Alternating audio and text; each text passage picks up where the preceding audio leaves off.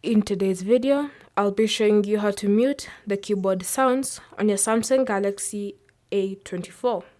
So you've noticed probably that whenever you go to type something out, your keyboard gives off sounds.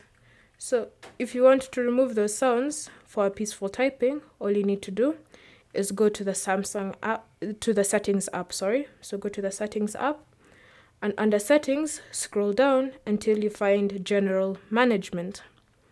Under general management, select Samsung keyboard settings if it is your default keyboard. And then look for the option swipe, touch and feedback. Tap on that. Next, select touch feedback, and here you should see the option for sound.